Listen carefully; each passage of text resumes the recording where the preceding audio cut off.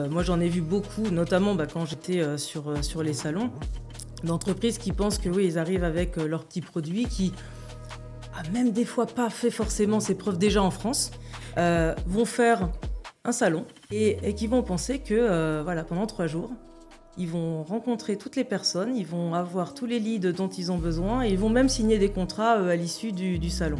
Pour développer à l'international, c'est la persévérance, c'est la consistance. La valeur, elle est vraiment dans ces différents réseaux et ces différents cercles et la manière dont on va pouvoir les activer en fait. On n'est pas dans une grosse culture de la lecture, on est vraiment plus dans la culture de l'expérience.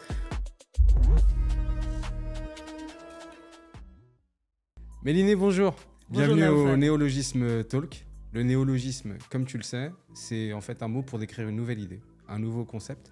Et je pense que tu es bien placé pour ça. Et je suis très ravi de te recevoir. Alors, on se connaît depuis plus d'une dizaine d'années. On se connaît très bien. Ouais. Et je me suis dit que c'est pas parce qu'on se connaissait bien, qu'on travaillait ensemble, que j'allais pas t'inviter, parce que tu as plein de belles choses à raconter. Et le but en fait de ce podcast-là, c'est de partager l'expérience. Donc aujourd'hui, on va parler de l'idée à l'action, la phase un peu ambiguë de l'entrepreneur qui dit j'ai un super produit, j'aimerais bien le développer. Mais avant de rentrer dans le vif du sujet, est-ce que tu pourrais nous parler un peu de toi ? Bien sûr, et puis merci de m'inviter. Effectivement, on se connaît, mais je pense que tu vas découvrir des choses Avec pendant plaisir, ce avec petit plaisir. entretien. Donc Mélinée, j'ai 46 ans, je suis mariée, j'ai 2 enfants. J'ai tenté l'aventure pour venir aux Émirats il y a un peu plus de 15 ans. Initialement, je ne suis pas ingénieure. Et alors, pour quelqu'un qui a travaillé 25 ans dans la tech, c'est à la fois original et je le revendique. Et puis, on verra par la suite que ça peut avoir pas mal d'avantages. J'ai donc travaillé 25 ans dans la tech, surtout dans des grandes boîtes. Et puis, j'ai tenté l'aventure Ouda il y a un peu plus de 4 ans maintenant. Ravie, bien évidemment, Tu pars sans contrainte, hein ? Oui, tout à fait. Ok, Ouais, c'est parfait juste, alors. juste. Et alors pour décrire un petit peu, c'est vrai que mon parcours et mon fil directeur, il a toujours été sur l'ouverture de nouveaux départements, l'ouverture de nouvelles activités, de nouveaux horizons, en partant de pas grand-chose, souvent d'une idée, juste d'une vision, jusqu'à la création de valeur et puis les résultats associés à ça. Donc, j'espère qu'on va pouvoir discuter un petit peu de tout ça. Après, sur une note un peu plus personnelle, je suis Scorpion et ça, c'est je pense que ça apporte pas mal de choses dans le domaine de mon activité parce que je suis assez tenace, certains Un diront tout petit peu. un tout petit peu, Ouais. voilà, mais aussi ce côté volontaire qui me caractérise et voilà. Donc on aura l'occasion de discuter un petit peu de tous ces Ouais. aspects-là, voilà. Je te propose de commencer par le début. T'as fait Sciences Po à la base. Ouais. Tu voulais devenir journaliste. C'est vrai. Ouais, ça c'est ton petit péché mignon et ton objectif. Comment tu fais pour te retrouver dans un truc qui a strictement rien à voir avec le journalisme ? Ouais, ça, c'est une bonne question. Et Arda, je suis ravie de me retrouver dans un environnement journalistique. Aujourd'hui, c'était un petit peu mon rêve, quelque part. Donc, merci de le réaliser. Alors, c'est vrai, oui, je voulais être journaliste et journaliste sportif en plus. D'accord, parce que ok. le sport, je ne l'ai pas mentionné. C'est un élément important dans ma vie. La compétition, c'est vraiment un élément important que je retrouve dans le travail également. Alors, comment on se retrouve là-dedans ? Oui, on veut être journaliste, on fait Sciences Po. Et puis rapidement, on se rend compte que à Sciences Po, on fait de la géopolitique, on fait de la relation internationale, on comprend les mécanismes à la fois de vente, de lobbying, etc., que je ne connaissais pas du tout, hein, parce que à l'école française, on n'apprend pas du tout ces choses-là.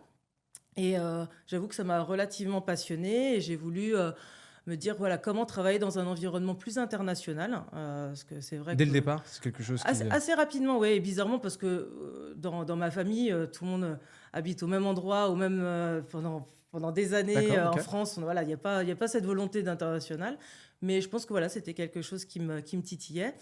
Et j'ai fait en fait après Sciences Po un master dans le domaine de la sécurité et de la géopolitique qui m'a orienté. Là, on voit un peu plus déjà le cheminement où on Voilà, ça arrive commence. sur nos sujets, avec en fait un master en alternance. Et donc, je faisais 3 jours à l'université et 2 jours en entreprise. Et je travaille pour une grande entreprise française dans le domaine de la Je défense vois et de pas la qui c'est, non. sécurité. Ouais, Je vois pas qui c'est. Et en fait, très rapidement, en fait, je me suis éclatée là-dedans et j'ai découvert la tech, qui, au départ, comme je l'ai dit, était vraiment pas mon environnement. Et voilà, et après, tout s'est enchaîné assez rapidement, lié aux opportunités, lié aux rencontres, etc. Et voilà. Alors, et Dans comment l'énergie. tu as fait? Parce que tu es venu très tôt aux Émirats. C'était il y a quoi? Il y a 15 Il ans. y a 15 ans. Ouais. Ouais, C'est ça va faire dingue. 15 ans dans quelques semaines. Exactement. Comment tu fais il y a 15 ans? Parce qu'aujourd'hui, bon, venir aux Émirats, c'est comme partir à Nice.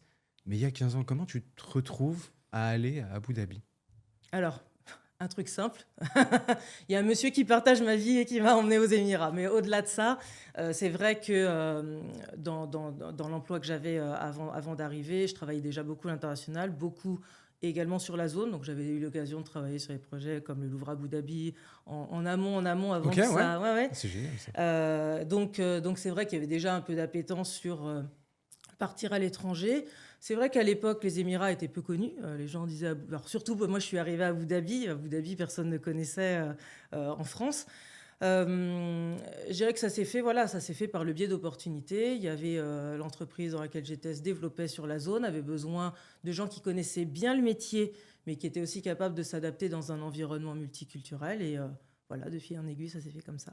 D'accord. Donc après, tu as continué donc, ta carrière aux Émirats et tu n'en es plus parti. Là, c'est ça, ouais. Alors, c'est vrai que j'ai eu l'occasion de faire 4 entreprises différentes, donc Ok. Ouda étant la 4e. Donc, j'ai fait beaucoup de choses déjà avant d'arriver aux Émirats, ce qui m'a permis déjà de construire un réseau important, et j'y reviendrai, c'est un point très important, l'aspect réseau. Mais également, donc, dans ces 15 années, de pouvoir renouveler différents, alors toujours dans le domaine de la sécurité, qui est quand même le fil conducteur, mais à la fois travailler dans des grands systèmes, des grands projets d'intégration de systèmes de sécurité, comme des aéroports, des métros, ce genre de choses.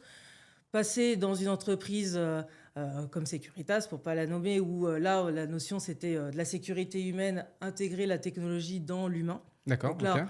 un tout autre monde à découvrir avec le métier du gardiennage, qui est quand même un métier très différent Qui est de à part, celui ouais. des grands projets de la tech. Et puis ensuite, l'aventure sur laquelle je reviendrai, d'événementiel, en tant que Ouais. directrice d'ISNR, qui est là, pour le coup, au départ, que je voyais comme une parenthèse, en fait, complètement dans ma carrière, est devenue peut-être un jalon ou un levier pour avoir de nouvelles compétences et rebondir pour pouvoir créer, en fait, de nouvelles choses dans ma nouvelle carrière. Alors, j'aime bien ce petit moment de ta vie. Si tu pouvais nous raconter, parce que comment tu as fait? Parce qu'en fait, de l'idée à l'action, ce que tu fais, Ouais. c'est de l'entrepreneuriat. C'est à l'intérieur d'une boîte, tu vas lancer en fait une micro-entreprise, un nouveau business, enfin, ou une entreprise. Appelons ça de l'entrepreneuriat. C'est ça. Raconte-nous l'histoire. Comment tu t'y es pris? Parce que la success story, elle est juste fantastique. Alors, l'entrepreneuriat, c'est vrai que c'est aussi quelque chose qui m'a toujours travaillé, parce que comme j'ai dit, j'ai travaillé dans des grandes entreprises très structurées. Et à chaque fois, en fait, je me suis rendu compte, mais souvent on le fait a posteriori quand on fait un petit peu le bilan dans sa carrière, que j'étais toujours dans le petit département. Alors, pas le vilain petit canard, mais pas là où tout le monde est, ou qui est le core business de la boîte, où voilà, les choses sont très réglées, où il y a juste à développer. Toujours dans on lance une nouvelle activité, on lance un nouveau produit, tiens. Mélinée, ça serait bien que tu jettes un œil, que tu nous dises voilà comment on peut faire. Et alors l'expérience de l'événementiel, alors il faut savoir qu'on est venu me chercher sur ça, c'est pas quelque chose que j'avais imaginé moi-même. Et l'idée, quand on est venu me chercher, je me suis dit mais moi je sais pas faire d'événementiel, je sais pas ce que c'est un salon. Et on m'a dit en fait c'est pas du tout ce qu'on recherche, on a des gens pour faire des stands, on a des gens pour D'accord, ok. développer des campagnes. Nous, ce dont on a besoin, c'est d'une vision, c'est-à-dire un salon, une conférence, c'est partager avec une communauté de personnes, un ensemble d'idées dans un environnement business, créer des connexions. Et ça, c'est très propre à une industrie ou à un écosystème. Et en fait, c'était ça qu'ils venaient chercher en disant qu'est-ce qui va faire dans les 5 prochaines années dans le domaine de la sécurité nationale, parce que c'est de ça dont on parlait. Qu'est-ce qui va créer l'enthousiasme? Qu'est-ce qui va générer l'intérêt? Qu'est-ce qui va développer du business, créer des connexions? Et c'est en fait ce cheminement-là qui s'est produit. Donc l'idée, c'était... j'ai eu aussi l'occasion de créer un événement en Arabie Saoudite. Donc le premier événement en 2019 sur l'Arabie Saoudite en sécurité nationale. C'est parti de... On veut développer un événement en sécurité nationale, en Arabie Saoudite, carte blanche, feuille blanche, vous avez 1 an. Alors 1 an, ça peut paraître... C'est l'épreuve de philo du bac, là. C'est ça, un petit peu. Qu'est-ce la vie, vous avez 2 heures. C'est ça. Alors là, 1 an, ça peut paraître long, en fait, mais ça va très vite. C'est super cool. Parce qu'il y a tous les aspects, il y a tous les corps de métier à prendre en compte.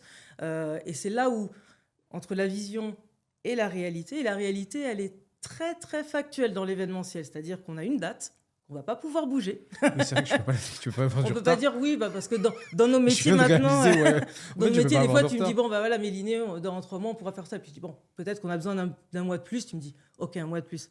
T'insinues que je suis un menteur? Non, pas du tout. Non, mais t'as raison, c'est exactement ça dans nos Donc, métiers. en fait, on a 1 an et la date, elle est là. Et dans 1 an, il faut que le décorum soit là, c'est-à-dire que les stands soient là, les entreprises soient là, les clients soient là, les visiteurs soient là, que les conférences aient lieu, qu'il y ait du contenu, que ça marche en fait. Et alors ça, c'est là où la notion de process, de méthodologie est super importante parce que entre 1 an, on va faire un rétro-planning. On va coordonner les différents corps de métier. On va dire, voilà, à ce stade-là, il faut que ça soit fait. Et on est entré dans le J-60, J-30, qu'on n'a pas trop dans nos métiers. Et ça, c'est extrêmement formateur. C'est super formateur parce que là, on n'a pas le choix. Et c'est là où il faut apprendre aussi à être agile, à faire des compromis parce qu'on ne fait pas toujours comme on veut et à gérer beaucoup d'intervenants. Alors, je te coupe, mais tu parles de compromis. Moi, c'est toujours quelque chose qui m'intéresse. Toujours un peu de mal avec le compromis. Je voudrais avoir ta définition. Ouais. Qu'est-ce que tu appelles faire un compromis? Alors, tu le sais, avec moi, le compromis, c'est j'ai raison, tu as tort. Oui, je perds à tous les coups, mais ça, il n'y a pas de sujet. Non, le compromis, c'est... Alors déjà, le compromis en Europe et le compromis ici, il est différent. OK. La mentalité du compromis en Europe, alors en France ou en Allemagne, dans des pays, ça va être, on va essayer de trouver un terrain d'entente sur lequel, un petit peu comme dans le mariage, hein, on va dire, voilà, chacun fait ses efforts et on arrive à quelque chose et on se met d'accord sur un principe. Dans la région du Moyen-Orient, le compromis est différent parce que déjà, ça va jouer un peu plus à tâtons. C'est-à-dire qu'on ne va pas arriver comme ça rapidement sur on se met d'accord. On va voir si déjà la capacité de prise de risque de la personne, la capacité à avoir de la souplesse, à se projeter. Et tous ces éléments-là vont être pris en compte. Alors, ça peut se faire sur un temps court ou sur un temps long. Et alors, la notion de temps, au Moyen-Orient, on le connaît, elle n'est pas la même aussi qu'en Europe. Ouais, c'est pas la même. Donc, le compromis va être de satisfaire bien évidemment les deux parties, hein, parce que c'est quand même tout en laissant un petit peu plus la place au client ou au partenaire, en tout cas lui laisser l'idée qu'il a un point d'avance pour pouvoir avoir la marge de manœuvre et toujours avoir bien évidemment 2 ou 3 plans derrière. Donc, alors, comment tu fais quand, tu sais, tu as dû travailler avec différentes organisations, différentes entités, publiques, privées, où l'objectif commun est des fois dur à définir. Où il est défini au départ, je veux, mais au bout d'un moment, on s'y perd. Là où j'ai un peu de mal avec le compromis, tu sais, c'est par exemple, si toi tu dis on va au Brésil, moi je dis on va au Maroc, et ben au final, on finit tous en France, mais à la base, personne ne voulait la France. Ouais. C'est ce que je dis, c'est qu'en faisant la méthode des petits pas, on arrive plus facilement à ne pas finir dans l'optique de la France. Pour en revenir au compromis, et j'ai une anecdote assez rigolote quand je travaillais dans mon entreprise précédente, justement sur l'aspect compréhension culturelle, compréhension du client. J'avais un patron qui était de France et qui est arrivé au bout de quelques semaines aux Émirats et puis il ne comprenait pas. Il me dit, mais pourquoi on n'arrive pas à convaincre le client que nos conditions sont les meilleures, que notre produit est le meilleur, etc. Donc je lui explique qu'il faut ce mélange entre souplesse, mes convictions, fermeté, sourire, ce qui est vraiment et crédibilité, le trust, extrêmement important aux Émirats. Et lui il m'a sorti quelque chose. Alors accroche-toi quand même. Attends, il m'a dit, moi, les clients émiriens, je leur tords le bras dans la négociation. Et alors là, bon, je me suis retenue, j'ai dit, qu'est-ce que je fais ? Je reste stoïque. Et là, je pense que c'était une des plus grosses bêtises que j'ai entendues dans ma carrière. Ah non, Parce que voilà, et donc, non, puis tu le dis pas que par ici. Enfin, tu tords pas le bras à un non, client. déjà, on tord pas le bras à un client de base. Tu tords pas le bras à un humain. C'est interdit par la loi. Et puis, je suis pas sûre que. donc voilà, c'est vraiment ce mélange de. Et ça, c'est très très important, même quand on ouvre des nouveaux marchés, d'être crédible, d'avoir une expertise. Et la crédibilité, elle est par sa connaissance, par son réseau, mais d'être capable de garder cette souplesse, cette agilité dans la réflexion pour les clients de la région qui est essentielle. Comment tu l'as construit, cette crédibilité? Parce qu'on ne te la donne pas. Non. Comment tu l'as construit? Alors, déjà, quand je suis arrivée aux Émirats, j'avais déjà une dizaine d'années de carrière. Donc ça permet déjà de donner avec des succès relatifs. Donc ça crée déjà une crédibilité. Donc la crédibilité, elle se fait par le réseau. Donc j'en viens sur l'aspect réseau qui est vraiment un point fondamental dans le business, quel qu'il soit, et notamment dans l'ouverture de nouveaux business. Le réseau, pour moi, c'est deux choses. C'est le premier cercle de réseau, et dans ce qu'on appelle la confiance, etc., c'est ce premier cercle de gens avec qui on a travaillé de manière très proche, soit en tant que client, fournisseur, partenaire, peu importe, mais on a créé quelque chose, on a développé des choses ensemble et on a réussi ensemble des choses. C'est-à-dire qu'en fait, tu as pu achever quelque chose où ta parole, quand tu dis, tu fais. C'est ça. Ok, donc ça, c'est validé. C'est validé et après, ça se maintient parce que c'est pas quelque chose qu'on a fait il y a 10 ans. 10 ans après, quand on appelle la personne, si on lui dit il s'est rien passé entre-temps, bon, c'est quelque chose qui se maintient. Donc vraiment maintenir toujours ces réseaux, passer un petit coup de fil, dès qu'on a l'opportunité de revoir les gens, etc. Oui, parce que j'avais lu une statistique qui était si tu maintiens pas ton réseau, tu perds 25% par an je pense. de ton réseau. Ouais. C'est énorme. Hein. Je pense, et plus on avance dans notre carrière, plus ça devient compliqué parce que forcément, on a. Alors après, il faut choisir et le choix, il est justement sur, bien évidemment, l'appétence, le fait qu'on apprécie les gens, le fait qu'ils restent dans un secteur. Bon, moi, ça s'est facilité parce que mon secteur, il est resté quand même le même pendant 25 ans. Et donc, en fait, ce réseau de premier niveau, que je l'appelle de confiance de personnes, ce sont des gens qui, quand tu vas passer d'une entreprise à une autre, tu vas pouvoir appeler, qui vont te recevoir tout de suite. Même pas pour dire qu'est-ce que tu fais, etc. Ils vont te recevoir, ils vont t'écouter. Ils vont réfléchir avec toi sur comment je peux t'aider. Ça, c'est voilà. Donc ça, c'est vraiment. Et ça, ce premier réseau, c'est justement comment on fait pour que j'arrive dans une nouvelle boîte où j'ai un nouveau chantier. Je vais d'abord discuter avec ces gens-là, en fait. Et ces gens-là vont déjà m'alimenter sur des contacts. Tu vas l'utiliser comme rebond.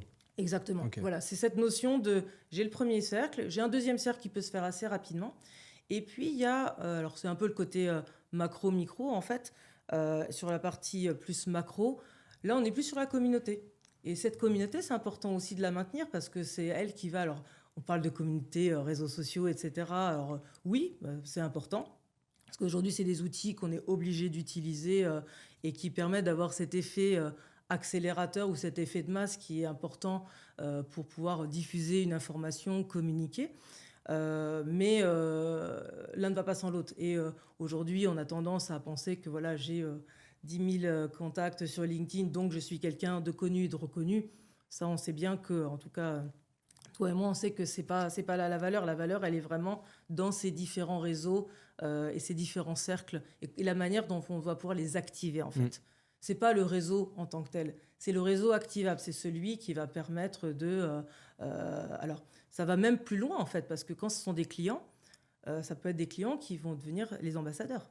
Oui, donc là, c'est vraiment le niveau ultime, c'est-à-dire que quoi qu'il se passe, le client va te faire confiance et il va pouvoir parler en ton nom. Et voilà, donc je pense que c'est vraiment ça qui permet, quand on arrive dans un nouveau pays, déjà en l'espace de quelques mois, 2-3 mois, de pouvoir déjà pas partir d'une feuille blanche. D'accord. Alors, revenons à l'idée de l'idée à l'action. Je vois énormément de jeunes entreprises ou des startups se dire... Moi, je considère qu'il y a toujours 3 étapes. Tu sais, quand tu montes ton business, tu as ton MVP, j'ai fait mon produit, ça fonctionnette. Je trouve mon client 0. c'est-à-dire avec qui je vais tester vraiment dans les conditions réelles. Le plus difficile, c'est le client 1, celui qui va Ouais. payer le juste prix et à qui tu solves vraiment la problématique, tu vois, qui a un pain point, son irritant. Et après, donc l'étape de 1 à 5, 5 à 10, et puis après la phase scale de 10 à 100. Ouais. Tu as beaucoup de jeunes entreprises qui, soit MVP, ils se disent, tu sais, la stratégie basique, mon point A, mon point B, c'est ligne droite, on va tout droit, et puis à un moment, ils se prennent une gifle à plein nez, et là, on est par terre, KO net, plus de son, plus d'image. À quel moment tu passes de l'idée à l'action? Ouais, alors ça, c'est une bonne question. Alors, tu parles de client 1, moi j'aime bien parler de client 0 en fait. J'ai parlé aussi de Mais client c'est, zéro. ouais, il y a le client 0. Alors, il y a une chose déjà dans les entreprises qui se lancent sur l'international. Moi, j'en ai vu beaucoup, notamment quand j'étais sur les salons, d'entreprises qui pensent que oui, ils arrivent avec leurs petits produits qui a même des fois pas fait forcément ses preuves déjà en France. Donc, c'est là où la notion déjà d'expertise, de crédibilité, déjà de là où on part, est déjà un fondamental de base. Vont faire un salon sur un pavillon France, généralement, voilà, c'est la fin avec ses 3 mètres carrés ou ses 6 mètres carrés. Alors, et qui vont penser que voilà, pendant 3 jours, ils vont rencontrer toutes les personnes, ils vont avoir tous les leads dont ils ont besoin et ils vont même signer des contrats à l'issue du salon. C'est pas ça la vraie vie? Non, malheureusement non. D'accord. Alors, moi, j'avais l'honnêteté de leur dire. Alors, c'est vrai que c'est pas souvent des messages qu'on a envie d'entendre parce qu'on préfère le côté belle hisure. La Où, promesse je est peux plus raconter des importante que belles le gain. histoires aussi, hein, voilà, mais La promesse est plus importante que le gain. voilà. Donc, il y a ça et ça me fait aussi penser à quand dans le domaine de l'événementiel. Donc, je travaillais avec le ministère de l'Intérieur, la police d'Abu Dhabi, la police de Dubaï. Et chaque année, en fait, on voyageait, on allait visiter d'autres salons. Donc, on a fait l'Inde, la Russie, l'Angleterre, la France, etc. Pour aller au contact de ces entreprises-là dans leur pays et leur dire venez chez nous, on a des opportunités de business. Et c'est un truc qui m'a marqué parce que c'était systématique. Quand la délégation arrivait sur un stand, quel qu'il soit, ils posaient 3 questions. La première, c'était est-ce que c'est vous qui faites le produit? Parce que Ouais, t'en as énormément. Ouais. c'est toujours on est le Ça m'a- distributeur, je suis Ça m'a surpris l'intégrateur, au départ. voilà. Mais c'est toi, c'est le tien, c'est ton produit. Voilà, c'est ton produit. Et au début, tu es surpris, tu dis bah oui, oui, oui. Donc ça, c'est la première question Ok. parce que, alors en plus, à chaque question, si on dit non, c'est Éliminatoire. c'est éliminatoire. C'est comme question pour un champion. Hop, donc une On en première parlera question. après des jeux Ah bon des jeux télé. Ok. Donc une première question. Deuxième question, c'est est-ce que vous avez des références dans le pays? Oui ou non? Et là, bon, on peut pas trop tergiverser. Et la troisième question, c'est est-ce que vous avez des personnes en permanence dans le pays? Voilà. Donc alors bien évidemment, la question 2 et 3, Ils ne sont pas éliminatoires. elles sont pas éliminatoires en tant que telles, Mais ils te mettent dans une case où bon. c'est ça. Déjà dans le niveau de priorité, même dans le suivi après, parce qu'après on débriefait, ils disaient voilà, on va en priorité traiter. Ouais, clairement. Ouais. Et ça, c'est quelque chose qui m'a vraiment, vraiment marqué. Et quand j'ai rejoint l'aventure Ouda, j'avais les trois sujets. Donc, je me suis dit, c'est bon, déjà, je pars dans une bonne dynamique. Et je pense que ça, c'est un point important pour les entreprises. L'aspect réseau, il est aussi important, c'est-à-dire qu'on ne peut pas travailler tout seul ici. Il faut des partenaires. Et partenaires, c'est quoi? C'est des distributeurs, c'est des intégrateurs. Et là aussi, la chasse aux partenaires, c'est un vrai sujet où beaucoup de gens dépensent beaucoup d'énergie, s'épuisent et où se font des espoirs qui sont pas forcément là. Parce que tous les partenaires vont forcément dire « je peux te ramener… Ouais, ça c'est valable dans tous les pays, mais c'est voilà. vrai que acheter de l'espoir, parce que c'est pas forcément vendu, les gens se présentent toujours sur leur meilleur jour. Et en fait, de l'autre côté, tu as envie d'y croire et tu achètes de l'espoir. Je voulais avoir ton avis sur l'international. Ouais. Je suis d'accord avec toi. Il y a un paramètre que je rajouterais, c'est que tu as énormément d'entreprises. Ça, c'est pas lié qu'en France. Mais on va parler de la France parce que c'est un marché qu'on connaît bien. Bien sûr. Beaucoup d'entreprises qui se disent, tiens, je vais aller à l'international. Donc, je vais faire un salon. Allez, je vais dépenser 5-6 000 euros. Ouais. Pas trop cher parce que voilà, on va pas y aller. Mais ils arrivent à budgétiser. C'est-à-dire qu'ils disent, tiens, je vais développer… le Maroc, l'Afrique du Nord ou par exemple Dubaï, allez, on prévoit large, les gars, je prévois 50 000 euros de budget.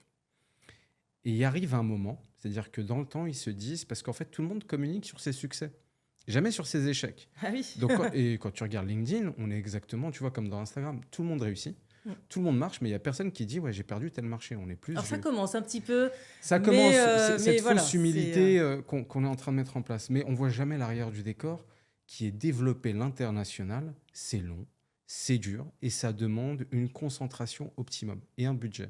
Donc beaucoup, en fait, votent 50 000 euros. J'ai vu plein d'entreprises comme ça qui me disaient, Naoufal, et nous, là, on est dans la merde. J'ai plus de budget. Parce qu'en fait, ils avaient dit, on va dédier 50 000 euros. Ils arrivent à 45 000 qu'ils ont dépensés au bout de 3 mois. Ils arrivent à 60, 70 000, mais en fait, ils se retrouvent à 120% de leur budget. Et ils arrêtent parce qu'en fait, ça fait 7 mois. Et il y a un moment, on n'a pas signé. Et c'est vrai qu'il y a cette notion de... Moi, je pars du principe que développer un pays, quel que soit le pays, hors États-Unis, c'est 250 000 $. Et 1 an et demi. Juste pour commencer, tu vas avoir des choses. Je ne sais pas ce que tu en penses de ça, sur cet aspect budget et développement. De toute façon, c'est vrai que la notion de temps d'un an, elle est complètement illusoire. Après, c'est cette énergie aussi que tu étais créatrice de ça et tu as participé à cette énergie dans les salons. Quand tu arrives sur un salon et que tu vois plein de gens, c'est vrai. Tu as l'impression qu'ils t'ont attendu. Tu te dis, mais c'est génial, je suis le champion. Puis après, tu vois tous les concurrents et tu te confrontes à la réalité. Il est là aussi, c'est difficile de ne pas acheter cet espoir-là. Non, mais de toute façon, c'est vrai qu'il y a la notion de temps et d'argent d'investissement. Après, les questions, et notamment sur le Moyen-Orient, c'est à quel moment aussi, donc à quelle récurrence je dois venir, parce que là encore, en fait, il y a des gens aussi qui disent, bon, alors je vais me projeter sur 2 ans. Je vais faire 2 fois le salon de suite. Donc, là, c'est bon. Et j'ai 250 000. Voilà. Et alors donc, là, bon... Non, tu votes en budget. Après, tu n'es pas obligé de les dépenser d'un coup. Voilà, ouais. Et donc, tu fais 2 ans, mais entre-temps, tu fais rien. En fait, l'une des principales qualités pour développer à l'international, c'est la persévérance, c'est la consistance. C'est-à-dire que ça va être... Et l'impact local. Il faut être... et après, je sais que dans chaque pays que j'ai fait, à chaque fois, j'avais une question qui revenait. Do you have a local number? On en revient sur le sujet du est-ce que vous avez de la présence, et etc. Quand tu leur donnais, tu vois, un numéro français, tu as WhatsApp, tu peux l'appeler. Mais il ne t'appelait pas parce que pour lui, il disait non, mais en fait, tu es trop loin pour interagir. C'était rapide. Oui, mais ça vient justement à cette notion de, pour lui, est-ce que tu mets l'effort nécessaire? Est-ce que tu lui accordes suffisamment d'importance à lui en tant que client local par rapport au fait qu'il va avoir l'impression que en fait, tu es une petite distraction. Okay, oui. C'est une notion de... Est-ce que c'est dans du tourisme d'affaires voilà. ou est-ce que... Ou est-ce que je suis vraiment sérieux en fait dans ce que j'ai envie de faire? Est-ce que c'est une vraie volonté Mets-toi à la place de l'entrepreneur qui se dit j'ai envie de développer l'international. Ça veut dire qu'il faut qu'il recrute avant même de commencer? Ça, c'est un vrai dilemme. Il y a plein d'entreprises qui sont dans cette... Alors, il y a des entreprises qui font le choix, je ne suis pas sûre que ce soit le bon, mais en tout cas, tout dépend de l'objectif ultime qu'on se met, qui prennent un VIE, qui disent ouais, je vais prendre pendant 1 an un VIE qui va aller me débroussailler, qui aura au moins une présence locale, c'est-à-dire qui sera un point de contact. Alors, moi, personnellement, je ne suis pas persuadée de l'approche parce que il y a quelque chose ici dans la région, c'est de mettre aussi les bonnes personnes au bon niveau. Oui. Et en fait, le fait d'envoyer, parce qu'à un moment donné, ce VIE, aussi bon soit-il, parce qu'il y a des très très bons VIE, en face d'un grand client, en fait, il veut dire, tu m'envoies un jeune. Il y a cette notion-là aussi. Tu m'envoies quelqu'un qui est jeune, qui n'a pas forcément d'expérience.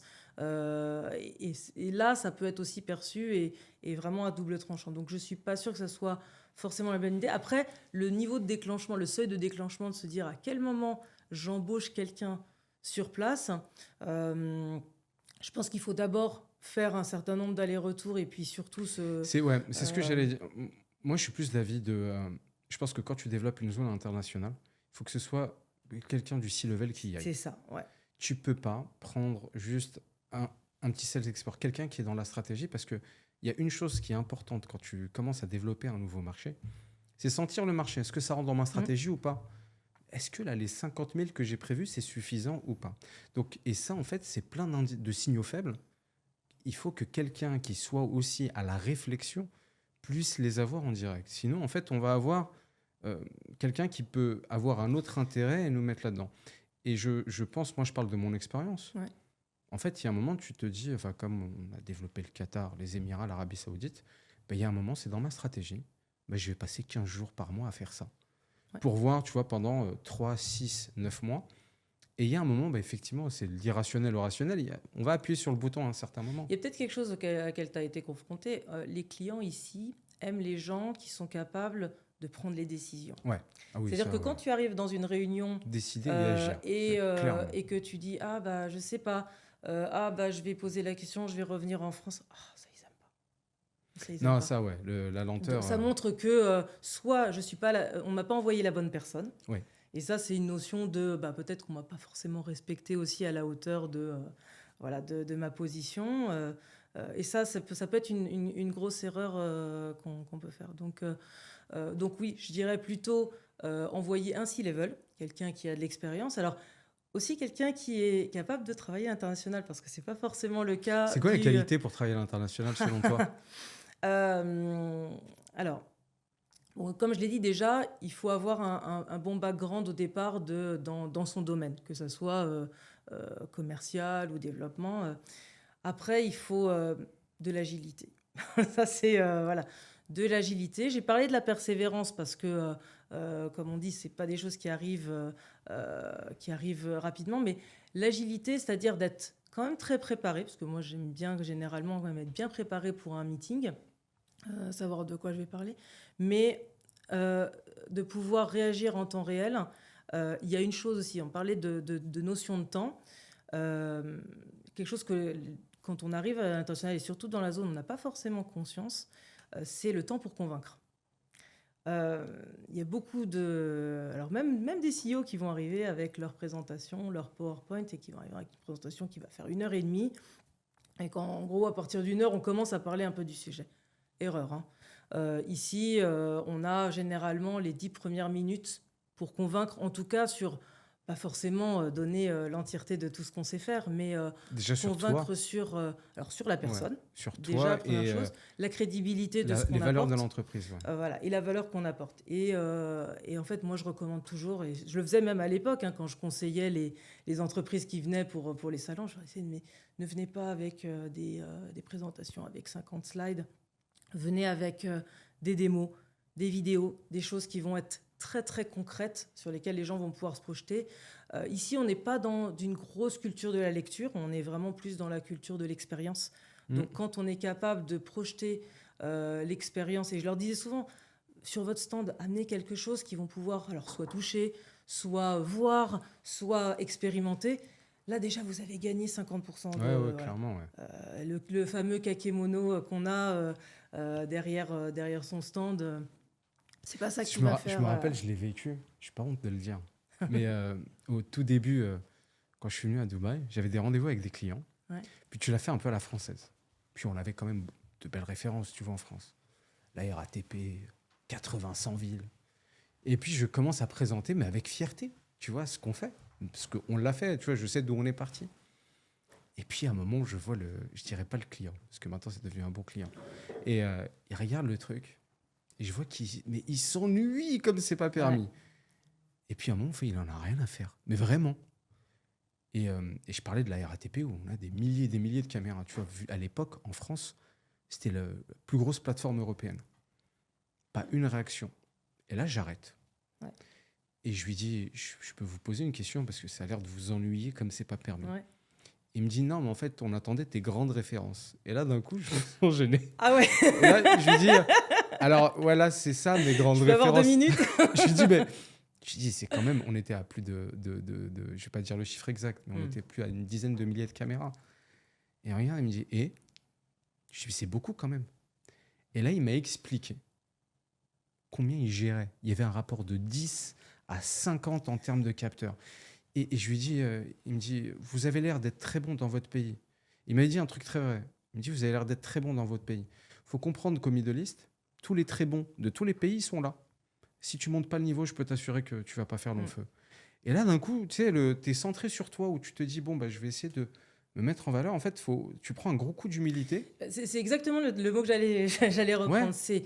Il faut quand même beaucoup d'humilité quand on va à l'international parce que bah, on n'est pas roi dans son pays. Exactement. Et puis, alors, c'est d'autant plus valable pour le Moyen-Orient où la taille des projets est forcément souvent d'un ratio de 1 à 5, voire de 1 à 10. Donc, pas d'arrogance, de l'humilité. Et ce qui est des fois, parfois, un trait qu'on peut attribuer aux Français parfois. Et donc, de garder cette humilité. Et c'est souvent ce qu'on m'a dit quand ça se passait bien avec des clients. Ils me disaient, mais en fait, vous ressemblez pas à une bonne Française. Vous n'êtes pas aussi arrogante qu'une Française. Je dis, ouais, alors, c'est peut-être aussi, alors, il y a le côté de mes origines arméniennes peut-être qui balance un petit peu le côté émotionnel, un peu souplesse et le côté quand même très structuré français. Mais ça, c'est vraiment quelque chose, si on nommait ça dans sa quête à l'international, on fait une grosse erreur. Donc, Comment tu fais pour aussi appréhender le côté multiculturel? Parce que l'international, là, on parle que du Middle East, mais ça peut être l'Asie du Sud-Est, ça peut être l'Afrique du Nord, l'Amérique du Sud, les Stan Country. Comment tu fais en fait pour t'adapter au côté multiculturel? Alors, au début, on apprend. Donc, tu sais dire merci en 50 langues? Ouais. Ça, c'est bien. On le fera dans un prochain épisode. Non, alors l'aspect multiculturel, il a deux aspects. Il a vis-à-vis de ses clients. Donc là, c'est un petit peu dans ton mal. Mais on a aussi cet aspect multiculturel aux Émirats. Parce qu'en fait, aux Émirats, on est le pays où il y a, je pense, le plus de nationalités représentées. Donc, même en matière de management, dans mon travail précédent, j'avais une équipe d'une 20aine de personnes et j'avais 8 ou 9 nationalités différentes à gérer.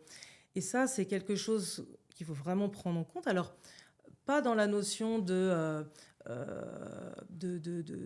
business en tant que tel, c'est-à-dire on travaille de la même manière, on a le même objectif, on a les mêmes valeurs business d'entreprise.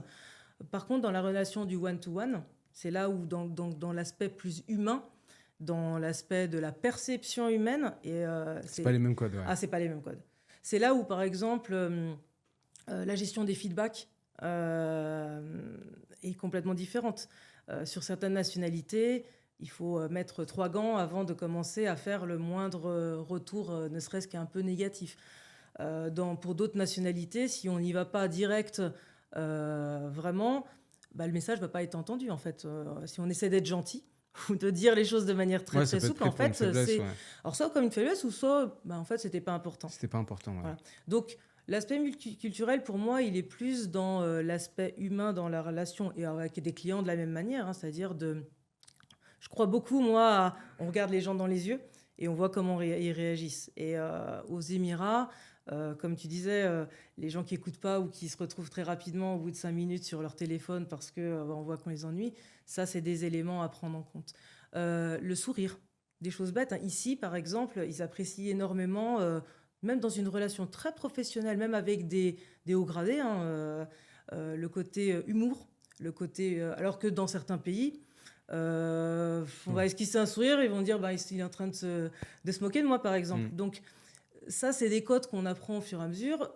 J'aime pas très travailler sur les clichés, parce que c'est pas... Il y a des choses vraies, mais il faut expérimenter. Et c'est vrai que travailler... là, maintenant, on a un peu plus l'occasion de travailler en Asie, que ce soit sur des pays avec des Coréens ou des Japonais. Y a des choses à savoir quand même. Il y a des bases à savoir. La notion de temps. Ici, par exemple, en Corée, quand on arrive 3 minutes en retard, c'est le drame.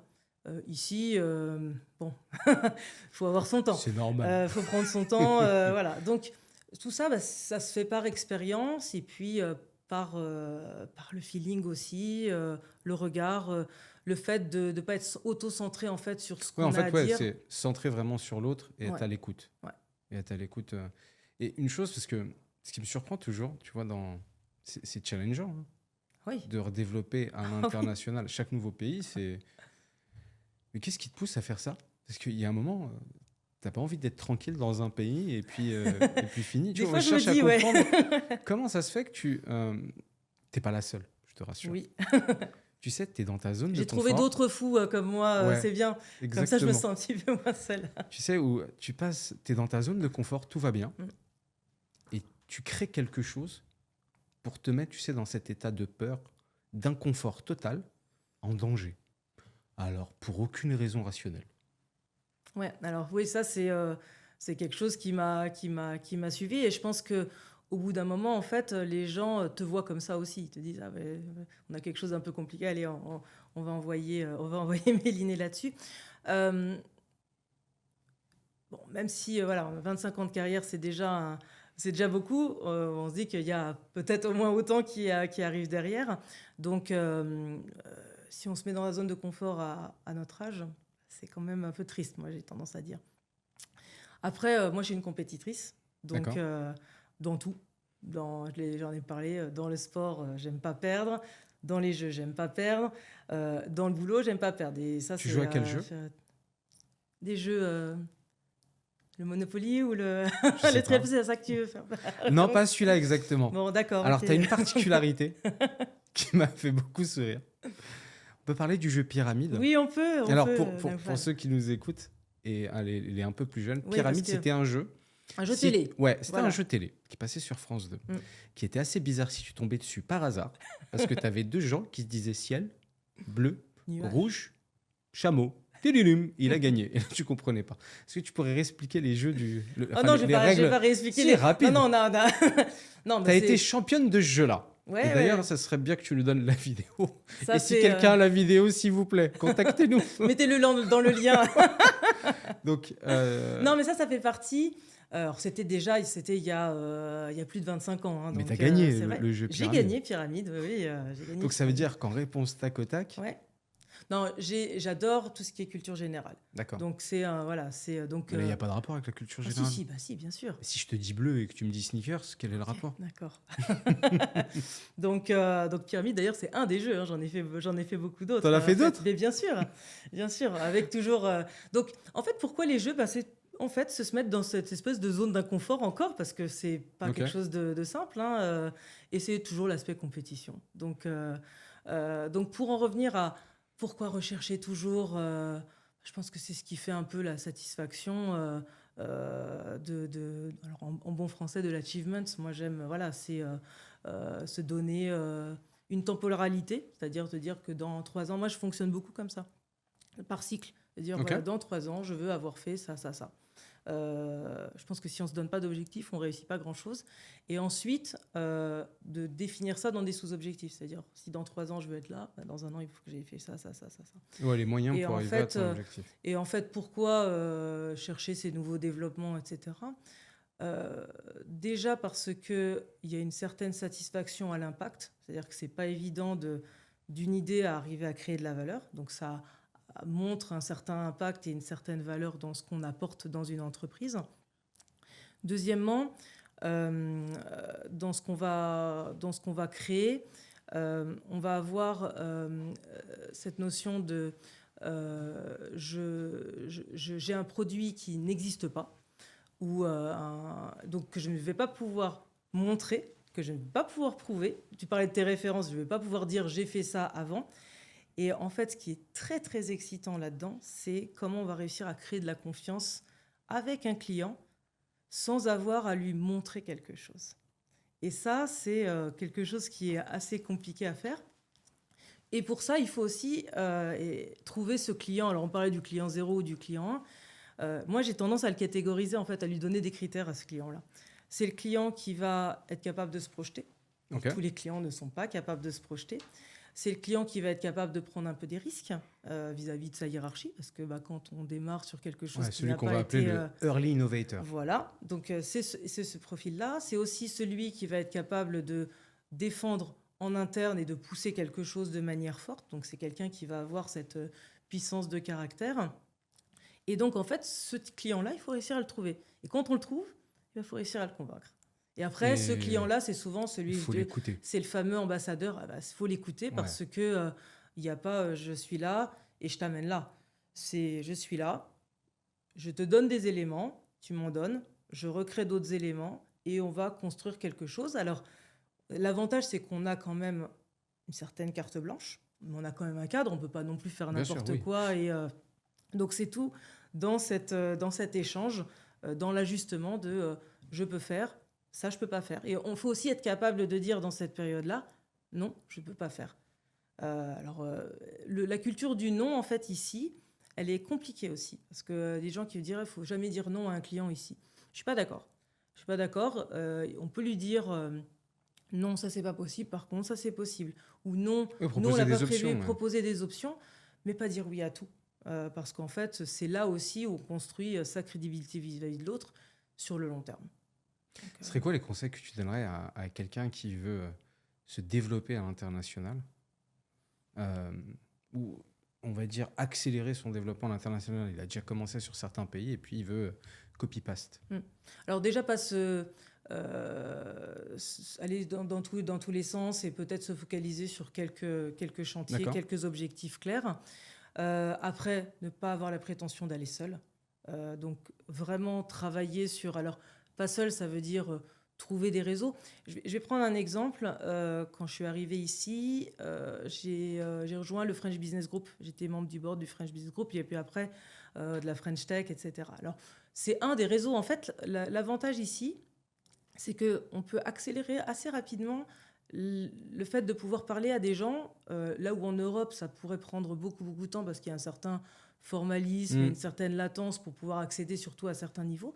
Ici, on peut en fait, en étant un petit peu actif et proactif, en 2-3 coups, en Ouais, fait, ici c'est connecting people. Ouais. Ah oui, c'est Ouais, tu vraiment... peux et en fait, on peut... plus Rapidement, aisément. moi, je conseillerais vraiment d'aller vers les gens, de parler, d'expliquer ce qu'on a envie de faire, de partager son enthousiasme. Donc, d'aller créer des réseaux. Donc, moi, j'avais... une des options, c'est quand on est français, c'est de ce réseau français, parce que ça peut... déjà, c'est rapide. Et puis, c'est un réseau de confiance. Et puis, il y a la notion d'anglais aussi, parce que on n'en parle pas, mais quand on arrive ici et que on a fait ses études en France, ce qui était mon cas, hein, on parle un anglais qui est très scolaire. Et là, on est confronté à la fois à un anglais très professionnel, un anglais qui n'est pas un anglais commun, qui est un peu mélange de beaucoup de choses, avec des accents différents. Ouais. Donc, c'est vrai qu'il faut aussi chercher un peu des fois la facilité et de se dire, voilà, peut-être que en allant sur ce réseau français, ça va me permettre d'aller plus vite. Donc, les conseils, c'est activer des réseaux, donc à la fois des communautés, chercher ces fameux partenaires quand même, parce que ils sont à un moment donné importants et là-dessus, pas se faire avoir. Donc, challenger les gens, pas leur ouvrir les portes. Moi, j'ai toujours un partenaire qui te demande ton exclusivité avant même t'avoir dit bonjour, ce qui est le cas, hein, j'en ai rencontré. C'est pas un bon partenaire. Parce que c'est quelqu'un qui va chercher à être opportuniste, pas quelqu'un qui va Ouais, bien chercher sûr, à apporter de la valeur à ce que tu apportes. Donc, ne jamais donner son exclusivité de base à un partenaire avant de lui montrer quel client tu vas pouvoir m'amener. Amène-moi chez un client. Voilà. Donc, ça, c'est les conseils. Après, il y a Oui, du il y en a un que travail, je du travail. rajouterais, Ouais, vas-y. que j'ai découvert sans faire exprès. J'ai découvert ici. En France, tu parles pas trop entre concurrents.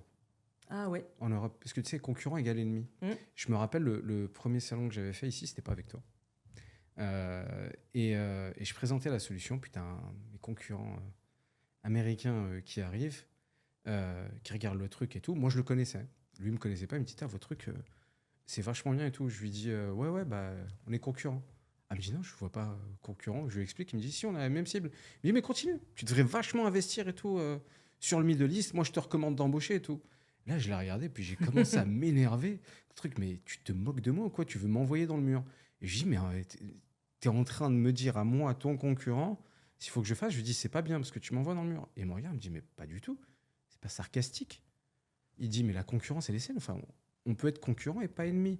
Il dit, tu sais, je passe mon temps à démocratiser un marché seul. Ça c'est un point Viens super m'aider important. parce qu'il y a à manger pour tout le monde. Et je pense qu'aller voir ses concurrents, parce qu'ils ont exactement les mêmes problématiques que toi.